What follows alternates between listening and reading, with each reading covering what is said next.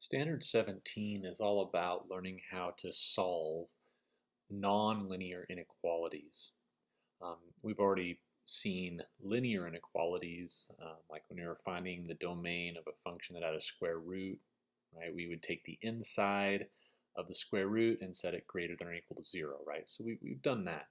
But this is going to focus on nonlinear inequalities, and we're going to kind of do this in 3 installments, looking at the 3 different nonlinear inequalities that we're going to focus on. So we're going to start with absolute value inequalities. And so what I want to take us back to is just this notion of what does it mean, first of all, to say the absolute value of something. And then if I say the absolute value is either less than or greater than something, what does that mean? So the definition of absolute value that I want you to keep in mind here is that it's a number's distance from 0.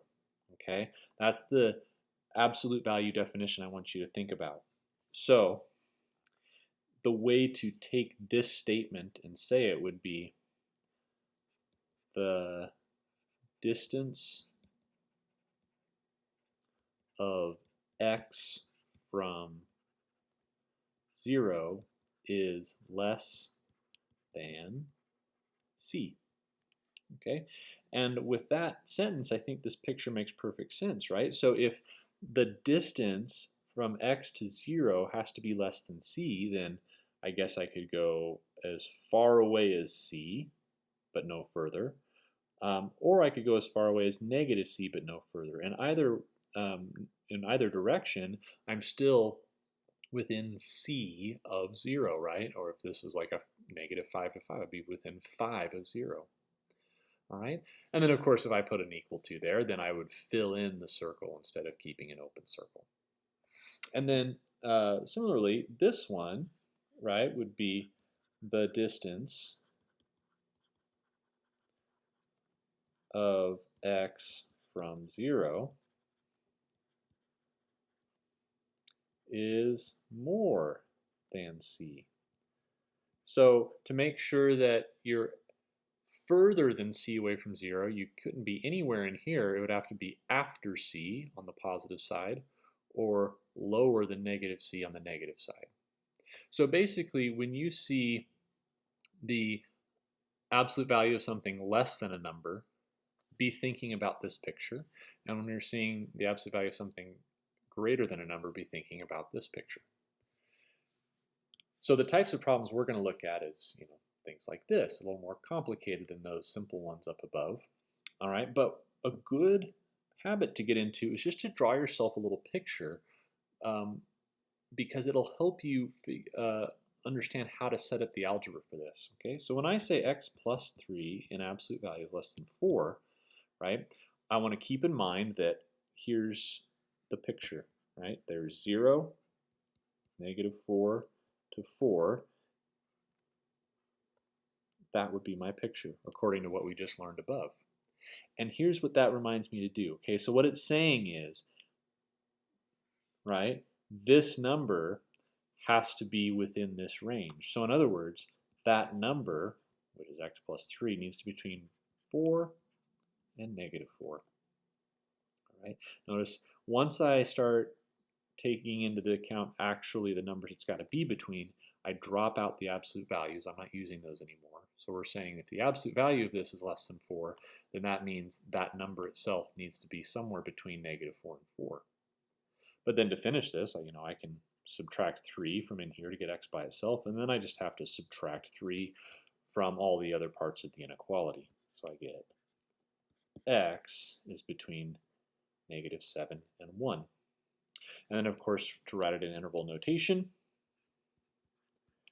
negative 7 to 1 with parentheses because I am not including those endpoints. All right, so now let's take a look at example 2. So in example 2, same idea, we have a less than or equal to, right? But the absolute value is not by itself. So a really crucial thing you have to remember is that before you are ready to draw this picture, the absolute value has to be by itself on one side. So don't start drawing the picture now. First, get the absolute value all by itself. Okay, and now once you've done that, you can go ahead and draw that picture, right? So the absolute value is less than or equal to 3, so that means if 0 is here, you got to be between -3 and 3, and we're using equal to, so I would use a filled-in circle when I think about this picture. So that means 3 minus x is less than or equal to 3, yes, but it's also greater than or equal to -3. And, we set to work getting the x by itself, so I get -6 is less than or equal to -x, which is less than or equal to 0. Now, of course, we need to get x by itself, right? And there's this negative symbol in front here. So remember that whenever you multiply or divide by a negative, you've got to flip the direction of the inequality. It's no different here. So if I say divided by -1 everywhere, in order to get x by itself, instead of the inequality facing this way, I would have to take it back this way. Same with this one. So that means x is between 0 and 6. And of course here I'm going to use brackets because of the less than or equal to, greater than or equal to. So there's my answer in interval notation.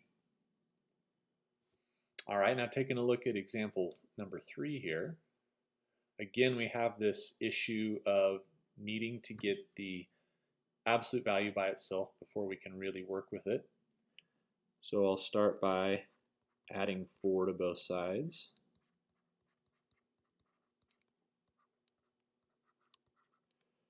And then I can divide by 2. And 2 is a positive number that I'm dividing by, so the inequality can stay just as it is.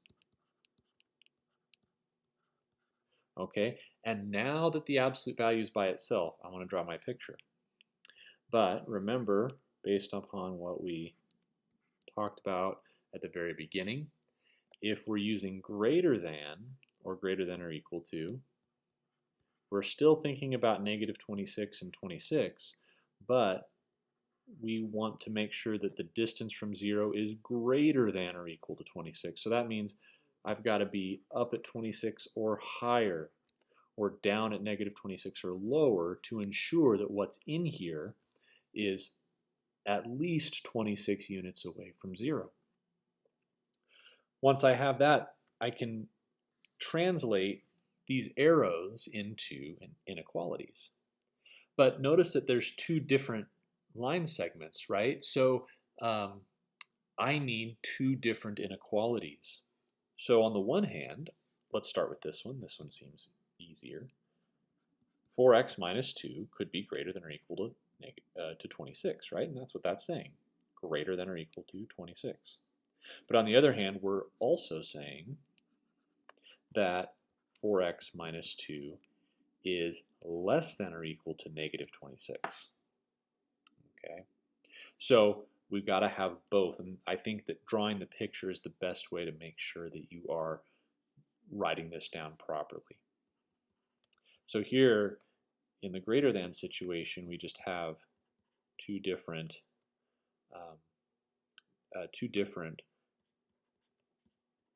inequalities to solve. Now this one, notice that the inequality doesn't flip.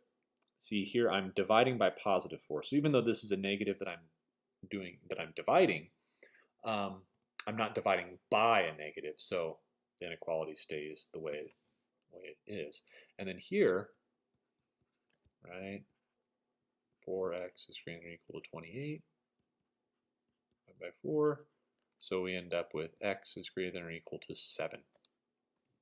So again, these are 2 separate intervals here. To say x is less than or equal to -6, right, is to say -infinity to -6, bracket.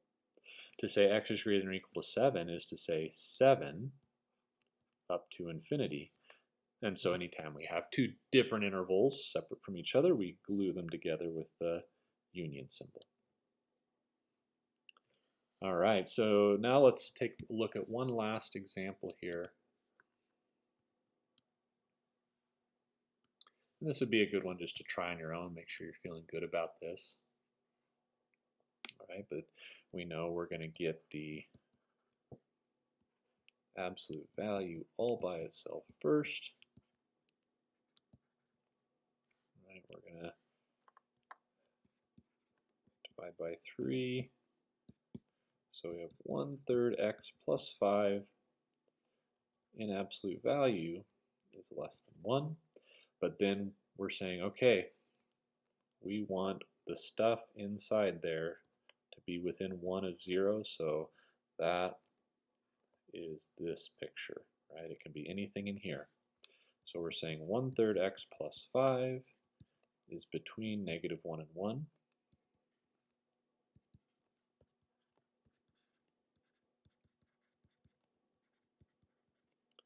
All right, and then of course here we're going to multiply everything by 3, right? So we're going to have 3 times -6, 3 times 1/3 x, and 3 times -4, which gives me -18 is less than x is less than -12. And no equal signs under the inequality, so that's parentheses -18 to -12.